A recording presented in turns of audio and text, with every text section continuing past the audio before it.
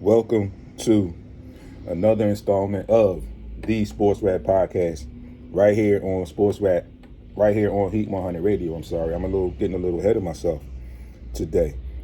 Now, like I mentioned in that little intro I just did a few seconds ago, there's a lot of things that we are going to need to get to today. And we're definitely going to talk about the NCAA bracket. We're going to talk about the Sixers. We're going to talk about some Joel Embiid issues. And we're going to talk some other NBA stuff and a bunch of other things that are mixed in, that will be mixed in.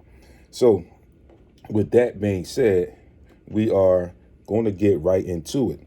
And we're going to give you some scores, some news, and some updates as we always do. But we are going to definitely get you some scores first. We're going to start with the NBA. The Grizzlies fall to the Thunder, 128-122. The Jazz fall to the Warriors, 131-119. The Sixers destroy the Spurs at home, 134-99, in the return of fans to the arena. So that was a good thing to see. The Sixers make a very, very big statement and satisfy the fans on their first time in the building in a little over a year of being in that building, seeing live basketball. So that was a great showing for them. The Heat defeat the Magic 102-97. Cleveland falls to the Hawks 100-82. The Celtics blow out the Rockets 134-107. The Blazers fall in a barn burner to the T-Wolves 114-112. The Clippers fall to the Pelicans 135-115, and the Toronto Raptors fall to the Chicago Bulls 118-95. Moving on to your NHL scores for Sunday, the Wild defeat the Coyotes 4-1. The Hurricanes defeat the Red Wings 2-1. The Islanders beat the Devils 3-2. The Stars beat the Blue Jackets 2-1. The Avalanche beat the Kings 4-1, and the Maple Leafs fall to the Senators 4-3. Also, I'm going to give you some Major League Baseball scores, and I'm going to have to get back to you with one score as I see I missed that in my notes. But nonetheless, in the rotation for spring training baseball yesterday, the Red Sox and the Twins go to a tie. Now, just remember, people, this is spring training baseball. So some of these games, you're going to hear these scores will be tied. So they do end in ties. It's nothing to really worry about or have any concern about, but it's just spring training baseball. The Rays fall to the Braves 8-7. The Nats are blanked by the Astros 5-0. The Phillies get one up on the Pirates 6-5. The Orioles fall to the Tigers 5-1. The Yankees beat the Blue Jays 5-1. The Cardinals fall to the Mets 7-5. The White Sox blank the A's 1-0. The Colorado Rockies fall to the Rangers 3-1. Another tie in spring training baseball. The Angels and the Cubs in that game with the tie at 1. The Padres put up 10 on the Reds. They take that 10-4. The Brewers and the Mariners are in a close one. The Mariners take that 5-4. The Giants and the D-backs, Giants take that 6-3. So those are your scores and your updates for the Major League Baseball, NHL, and the NBA from yesterday. So we're going to move into, as we always do, into our news and our updates, and we'll get to that right now. So have to also again report the passing of Marvin Hagler, who passed away over the weekend. Sorry to hear that. One of, if not the best middleweight champion. Classic fights that you saw from him. So condolences to his family, and may he rest well. Duke could still be a possibility to play in the NCAA tournament if they're selected, and we'll talk more about that when we get into our March Madness segment of the show. Estrada takes a split decision in a war with Chocolatito. Carmelo Anthony passes Hakeem Olajuwon for 11th on the NBA scoring list over the weekend. Rick Pitino takes his 15. Rick Pitino takes Iona to the tournament in his first season there, which I believe is his 15th that he has coached and taken into March Madness, into the dance. UFC, Edwards and Muhammad was ruled no contest after an eye poke. Edwards apparently or allegedly accidentally poked Muhammad, and it was ruled a no contest. There was a high school announcer who blames his racist remark on a sugar spike. Now, I didn't really get a lot of info on this, but I heard about this on Friday. And I kind of didn't want to bring it up because this issue, and once I heard the ridiculous reasoning for him attempting to give us a reason why he made those comments, which I thought were ridiculous anyway. So I didn't really want to get into that much because, like I said, the comment that he made and his reasoning for giving those comments with the sugar spike, it really bothered me, and I didn't really want to get into it in detail, so I'm just going to leave that there. A-Rod and J-Lo are disputing reports of their breakup. We'll definitely have to get some more info on that. Nate Phillips, thanks for watching and tuning in. Rumor mill is floating around that the WNBA could be bringing a team to the Philadelphia area, which I think would be a great thing for the Philadelphia area. It's been long served and long awaited that we would have in that WNBA team here. Then we would have two professional basketball teams in the area. And I think that would be great. I think that would be something that people would look forward to, people would be entertained with. So we'll hope that they get that done. Also in the news, the WNBA is celebrating their 25th season, this upcoming season. And they are also set to introduce a new logo and uniforms as part of their Count It campaign. So that's good to see them progressing and wanting to do some things with changing their logo and adding in new uniforms to the WNBA.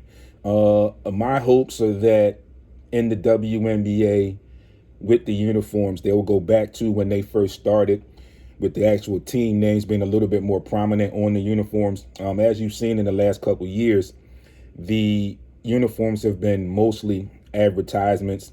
And if you really didn't follow, you kind of didn't know what teams were playing.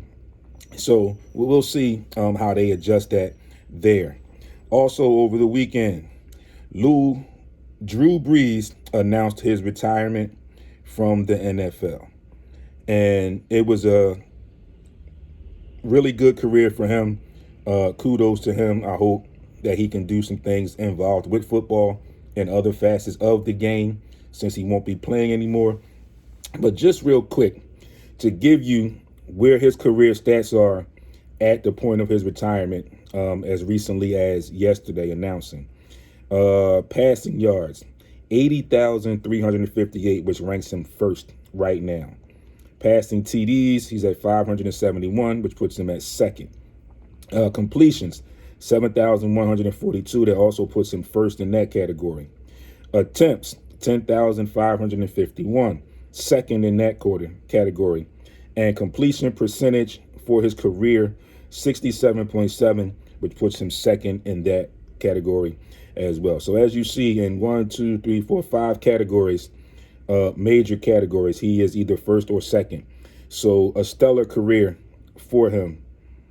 I don't know about that, Nate. Believe it or not, if Tony Romo would just talk about the game, he's actually pretty good because he's a former player. He just gets sidetracked sometimes with the general conversations that they normally have in the booth. And some of the stuff that he says is really strange and really weird. So as long as Tony Romo is talking football and analyzing the actual game, he's okay. But that would also be great to see Drew Brees in that mode, in the competition as well. So, we'll definitely see what happens. I'm sure that there has been some talk about that for him going into that. And, we'll definitely get a chance to see how that plays out. So before we get into our NCAA tournament talk, there are some other things that we are going to definitely talk about. Basketball, NBA 2021 Hall of Fame finalists were announced last week. And this is the full list of the 2021 finalists. Rick Adelman was as an NBA coach, Chris Bosh, Michael Cooper, Tim Hardaway, Marcus Johnson, Paul Pierce, Bill Russell, Ben Wallace, Chris Webber, Jay Wright, Lita Andrews, Yolanda Griffith, Lauren Jackson, and Marion Stanley are the list of finalists for induction into the NBA Hall of Fame for 2021. So with that stuff being said, right then and that, we are not going to take a break real quick. We usually take a break in between this, but we're going to keep it rolling today. And I've got another issue that I definitely want to talk about. Like I mentioned with the sports announcer who made a racist comment, and it was ironically, it was a girls' game. And I'm not going to tell you what he said. You can go find it on your own because it pretty much upset me. And then it upset me even more when he gave that BS reason for his comment, saying that his was a sugar spike. I honestly am not buying that, because a sugar spike, in my opinion, really wouldn't get you that far off of kilter to say to make a racist comment like the one that he made. So I'm not going with that. And again, like I said, I don't want to talk about it anymore because it's just ridiculous, and it makes no sense that he used that or attempts to use that, or is attempting to use that as his reasoning for that comment. And all, in my opinion, that those feelings were there and it just came out, and then he tries to cover it up using an illness in that way. So I'm not buying it. I'm not going through it. But on the other side, in the NBA, there's a player that plays for the Miami Heat. His name is Myers Leonard. Okay.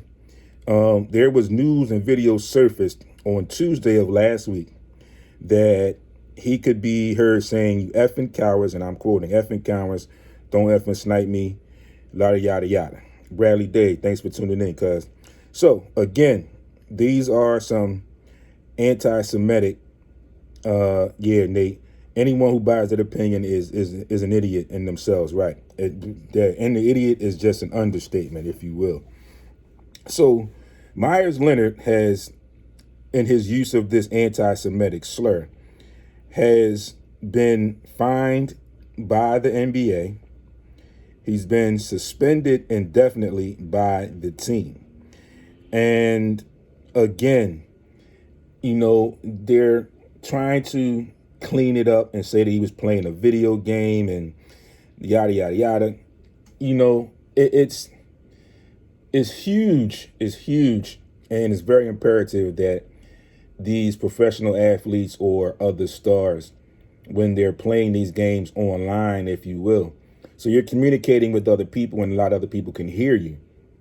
So you definitely have to be mindful of what you say as we like to say, an average Joe, but even more so if you're a professional athlete or star of some sort, because it's going to come back and bite you in the you-know-what if it gets out. Okay. This, and I quote, is his apology for these alleged anti-Semitic slurs. "I am deeply sorry for using an anti-Semitic slur during a live stream yesterday. While I didn't know what the word meant at the time, my ignorance about its history and how offensive it is to the Jewish community is absolutely not an excuse, and I was just wrong. I am now more aware of its meaning, and I am committed to properly seeking out people who can help educate me about this type of hate and how we can fight it," end quote. He also says, and I quote again, "I acknowledge my own mistake, and there's no running from something like this. This is so hurtful to someone else. This is not a proper representation of who I am, and I want to apologize to the Arisons, my teammates, coaches, front office, and everyone associated with the Miami Heat organization, to my family, to our loyal fans, and to others in the Jewish community who I have hurt. I promise to do better and know that my future actions will be more powerful than my use of this word. End quote. Yeah, Nate, no excuses for making that comment. The only thing is showing people's true colors. Absolutely. And people, like I said, if you don't believe it, it's still racism. I mean, we saw it. It came out a lot more when Donald Trump was president, but it's still here. It was here before that, and it's going to be around after that, as we see in these two instances. But just that small stretch where Donald Trump was in office, it kind of gave a lot of the racists a little bit more comfortability to be able to say things out loud, or to have them want to say things out loud, which a lot of times and in a lot of cases they wouldn't say out loud otherwise. So this thing with Myers Leonard is disturbing because of everything that we've had with sports in the last couple of years, the things that we had, the issue we had with Deshaun Jackson and his comments while he was here, and other things, and then just in general in society, like I mentioned before we had our new president, how, the racism was being more rampant and more out in the open. So I applaud the Miami Heat for immediately suspending him indefinitely. He was fined $50,000 by the NBA, and he was suspended for at least 2 weeks, I believe, from the facility. But then Miami took it upon themselves. The Heat organization took it upon themselves. Yeah, it's always an excuse. Bradley Day, thanks for chiming in. They always come up with some type of excuse when they get caught in the act. It's actually true. Tay, what's going on, bro? So this Myers Leonard thing, like I said, it's huge. And again, I applaud Miami for taking it upon themselves and suspending him indefinitely. We don't really know right now what that means for his future with the Miami Heat or the NBA for that matter. But I'm sure that this is going to help him learn his lesson. There was also, again, a great attempt by Julian Edelman, who wrote him a letter and offered to help him along the way in understanding his mistake and what he can do to try to correct that. And now it's all up to Myers Leonard if he wants to take that help. And again, Julian Edelman did that same thing with Deshaun Jackson. He wrote him a letter and he talked to him and wanted to talk to him to get him a better understanding of his actions and how he can reprieve himself from those actions. So hopefully Myers Leonard can get to the point where he can get a reprieve and he will understand his actions a lot more clearer from someone in that community, that Jewish community. But like I mentioned, although it was in a video game or on a live stream, again, as a professional athlete, you are in the limelight. So in the media, and I'm not saying this is me, and it's not my take on it, but if you look at, and generally speaking, we know what the job is of the media. It's to bring the news, report the news, or if you're a writer, it's to sell newspapers. So in that light, like I mentioned, as a professional athlete, a star, things of that, Nate says that's not enough. Take his game checks and donate them to the Jewish community. That could possibly be a thing, Nate, as well. But he was fined $50,000, so hopefully they'll use that $50,000 to do something of that nature. But we'll definitely see how this proceeds and how this goes on and what the outcome is later on down the line. But again, if you're in that limelight, as we like to call it, like I say, professional athlete stars, the media's job is to report the news, and if it's a writer, to sell papers. So any opportunity they get where they can put the light on you in any type of way, it's going to be done, especially or more so if they can get you in a negative light or paint that picture in a negative light. Bradley Day says it doesn't matter where he did it at. He is a professional athlete. He must be more responsible for his actions. Absolutely, which is what I've been just saying for the last couple of minutes, Brad. Thanks for chiming in.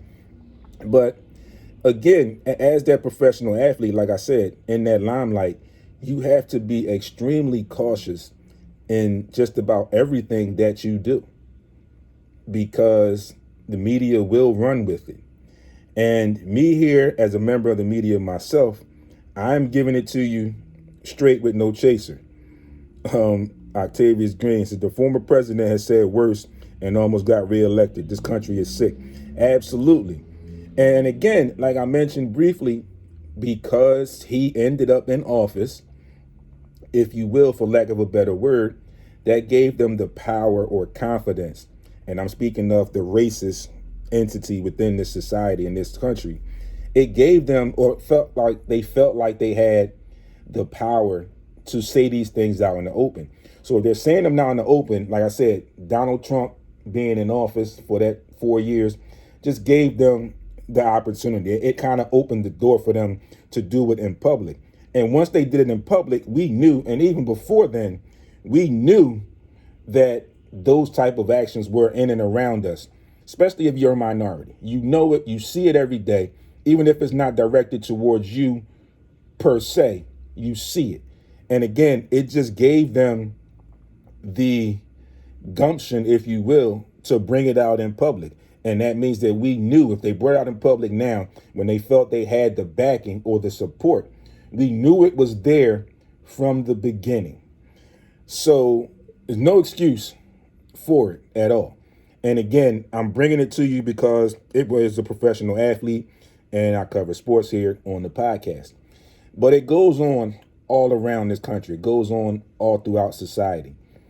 And again, it's just more prevalent and more accentuated when it is someone, which is, like we say, in the limelight, that does it, and then they get caught.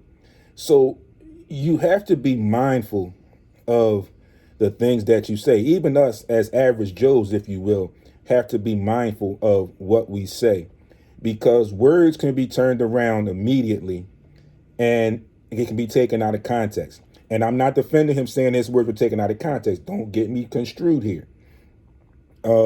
I'm just saying that you have to be mindful of what you say. And again, if he said that then that means there was a little bit of it in him from the very beginning, if it came out. And then we backtrack a little bit and we go back to that reporter. Like I said, I really didn't want to do it, but it's kind of like the perfect time and I need to get it out and get it off my chest. That announcer in that young lady's basketball game that made that racial comment, and then you turn around and you blame it, saying that, or you try to use a spike in your sugar as the reasoning for those comments. Doesn't fly, doesn't sit well. I know people who have diabetes. Chris, what's going on, homie? I know people who have diabetes. I've seen people that have had spikes on occasion. And it just doesn't go to me or come to me as a spike in your sugar from what I've seen in the people that I've been around. I've never heard anyone have a sugar spike or anything like that and then make a racist comment. If you make that racist comment, that racism was in you from the beginning. And trying to say that it was the spike in your sugar that caused that, not a good look. I think he just made the situation worse than what it was, because you're an announcer. So people have seen you, people have listened to you, people have talked to you, and then you make that comment, and then again you try to blame it on a sugar spike. Not a good look, sir. Definitely not a good look at all. Let's see here. We got some other comments. Octavius Green says, bro, when did society become so sensitive? He said, bro, they owe us back pay. Our entire time in this country has been one big racist slur. I agree. It definitely has. Nate Phillips comes in and he says he's a diabetic as well. There's no way in hell that sugar spikes make you say racist comments. Again, no excuse. Absolutely. Absolutely. Getting back to Octavius' comment, like he said, this whole country has been a racial slur. Yes, it has. And we've dealt with it and continue to deal with it today. And in our honesty, we are going to have to deal with that for a long time, continually.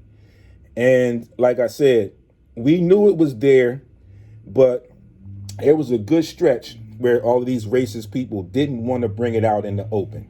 They would do stuff on the sneak if they were near you. Hence the situation we got with the Karens. I'm just using these as examples. And so that means we knew it was there. If they act that way, we knew it was there. But again, like I said, the issue with Donald Trump being in office for those 4 years, they felt like they had opened the door.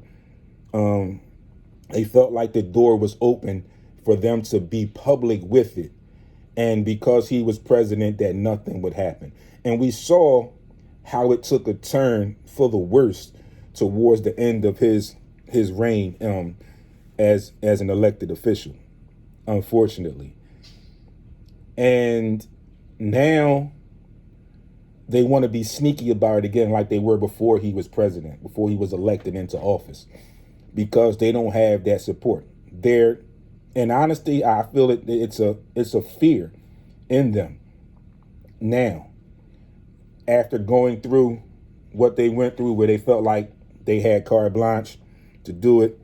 Bradley Day says, poorly excuse it. Show people the real feeling from the people now. It's more open. Yeah, like I said. And that whole reason, that whole 4 years when Donald Trump was in office, gave these racist people a chance, or an opportunity, if you will, to come out of their shell and do things in a lot more publicly. And it's not going to stop, but I think now that they don't feel comfortable with the support, and they feel that things are going to change with Joe Biden and Kamala Harris in office, now they're backtracking a little bit. And I'm not saying they're completely backtracking. They're just backtracking a little bit, where they're going to go back in that shell and they're going to do things very sneakily, very sneaky, if you will. It's not going to be as much out in public as it was, towards the end of Donald Trump's time in office. So for Myers Leonard's sake, and, you take this whole thing into consideration, and we talk about society, and we talk about what's going on in society. Brad, definitely, I believe social media is a very, very big part of the racial activities that are coming out now. Because when there was no social media, it was hard. It was difficult. But now, with social media being as rampant and as prominent as it is, like people like to say, you can be who you want on social media, on Twitter, Instagram, whatever. You can be who you want to be until something catches up to you, and then you get exposed. And then you don't know how to respond to it. So, yes, social media plays a huge part in the entire situation, in my opinion. Yes.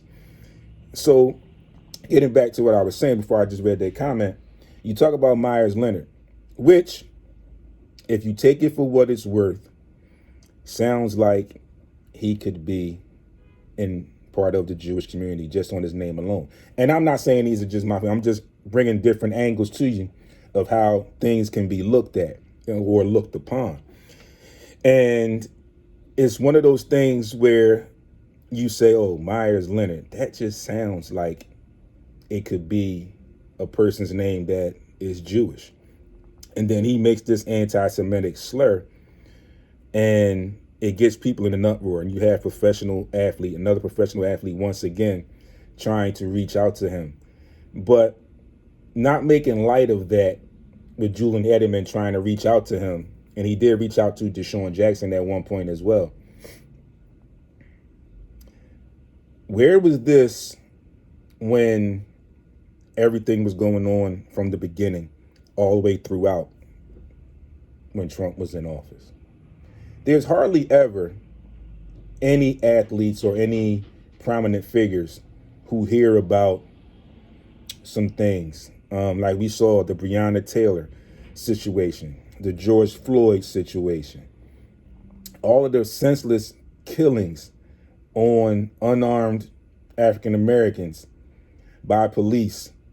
And in those situations, it took certain people that took a stand and made a stand, i.e., and I commend Stephen Jackson because it hit him close. He made a stand, and he's still making a stand and speaking on that. Octavia says, social media is dangerous. Be careful. Black ice is deadly. Slip up on social media can kill you. Yes, it absolutely can. And like I said, we don't know how this is going to play out for Myers Leonard. But again, getting back to my point, Stephen Jackson stepped up, and I commend him immensely for that in the George Floyd situation. But there was no other instances where people said, oh, well, let's write these police a letter, or let's get to this police force and say, this is what we need to do. Let's show you some stuff. And it's mind-boggling how now that this was an anti-Semitic slur involving the Jewish community, how it has come out like this. And it takes African Americans to get angry, aggressively angry, if you will, for people to see or even begin to maybe even think about what we've been through for an extended period of time. And again, they say you can never walk in our shoes because you're not us. So you'll never really know how it felt or how we feel about these types of situations. So we'll see what happens with Myers Leonard, how this thing plays out with him. And leading me into my next point, we talked about these racial issues. We talked the last week about Shannon Sharp, who was African American, making a point about Mike Tomlin, who was also African American, and their coaching, his coaching hires or his lack thereof hires. And just to give you, a backtrack of what was said then, it was stated that Mike Tomlin was allegedly upset or disappointed with the NFL, with Eric Bieniemy not getting a head coach. He felt like he didn't get a fair shot. But then Shannon Sharp chimes in and he says, I'm not letting you off the hook because you're in the power to change that, and you haven't done it. You haven't hired any African-American offensive coordinators or defensive coordinators. And the whole thing kind of blew up just a little bit. So with that, I came across another article. And it is in reference to, and it states that the NBA has a double standard and it is hindering black head coaching candidates. And it all came about when the Minnesota Timberwolves fired head coach Ryan Saunders last month and made the rare in-season move to hire Toronto Raptors assistant Chris Finch, bypassing Wolves associate head coach David Vanterpool, who is black, and it renewed the conversation about the NBA's hiring practices for coaches. So there's been a little bit of a change in the NBA, but this kind of ties in and it brings up a good point. You fired Ryan Saunders. You had the associate head coach who played in the NBA, who could help this team along. You went outside of the organization and hired another coach, another Caucasian coach to replace him. And it is not giving a good image of the NBA and the hiring process of minorities. There was an instance, I think a year or two ago with the Dallas Mavericks. And now that has since been corrected, but it's been corrected by an African-American female. So I somewhat applaud Mark Cuban for getting the message and getting the picture and giving her the power to correct what was going on in that organization. And he brought in an African-American female to handle those things. So I commend him a little bit for that. It's really difficult, within the NBA, because you do have some black coaches. And our coach here in the city of Philadelphia right now, Doc Rivers, African-American player in the NBA, championship winning coach. And ironically, he won that in Boston. So think about that for a second. He won the championship in Boston as a coach. He moves on to LA, and we know that situation with the ownership based there in LA, or the prior ownership based there in LA. Saw how that played out. And now he's here. So there are very few African-American coaches, and Doc has done a great job. We'll definitely talk about that when we get to the Sixers talk shortly. But again, like we said way back when, these large conglomerates continually want to control the narrative. And if you look at Doc Rivers' staff, he has Sam Cassell on the staff. He has Popeye Jones on the staff. He also has some other Caucasian coaches, which he felt would help him in what he had on the roster, what he was inheriting on the roster. So I have no bones to pick there. But it's extremely difficult because they want to control the narrative. Nate Phillips says, do you think people in the sports community are hiring African-American men and women to save face? Yes, because there is a clause, if you will, within the NFL when positions open that they have to interview minority candidates. So again, they're not saying that you have to hire these candidates. And I'm sure there are instances where some of these African-American candidates are very qualified or probably or suitably qualified to take that position. But the stipulation is you have to interview one, at least one. So yes, to save face, to keep the heat off of them, and again, to control the narrative, they are doing so.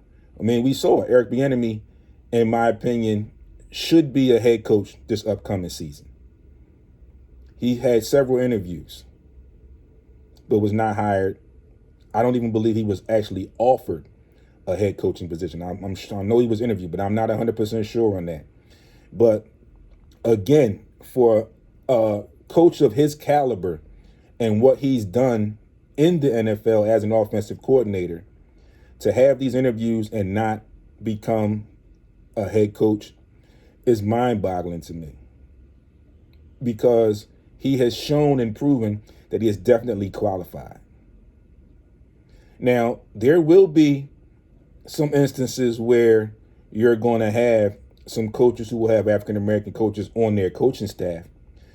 But in the NFL, it's not going to be many head coaches. And this just, again, kind of backs up Shannon Sharp's point in reference to Mike Tomlin, where when I'm speaking of Mike Tomlin, is in that position to make that change. And these are some of the things I said a few weeks ago. He's in that position to make that change. Eric should have gotten the Eagles head coaching job. I mean, I can see other jobs too, Nate. Thanks for chiming in. I can see other jobs that he could have had. But the bottom line is, again, controlling that narrative. And just getting back to my point real quick, Mike Tomlin, you really don't have a leg to stand on in kind of downplaying what the NFL allegedly is doing if you're in the position and you haven't done anything different. And I'm pretty sure, or I feel like that's what Shannon Sharp was getting at. And he said he wasn't going to let him off the hook, because if you can sit there and say it, and then you're in that position to make a change and you haven't done it, then what's the point in you even speaking on it? It's not a good look for you to speak on it. Like he said, if you are in that position and you have not done it yourself, kind of brings you back to that old cliche: practice what you preach. So if you're going to preach it, then you should be able to, or be willing to, buck the system and make that change if you're in that position to do so. That being said, folks, it is now 20 minutes to noon, 20 minutes till the noontime hour. We're going to take our first break. When we return, we are going to talk some Sixers, and that is going to definitely lead us into our NCAA bracket talk discussion, because it's a real strange year this year for the tournament, and we'll talk a little bit about that when we return. Folks, you are tuned in to Sports Rap on Heat 100 Radio, and I will see you on the other side in just a couple of minutes. Bradley Day says, all talk, no action is always the problem. I believe it's the system that needs to change. Absolutely. See you on the other side, folks, in just a couple seconds.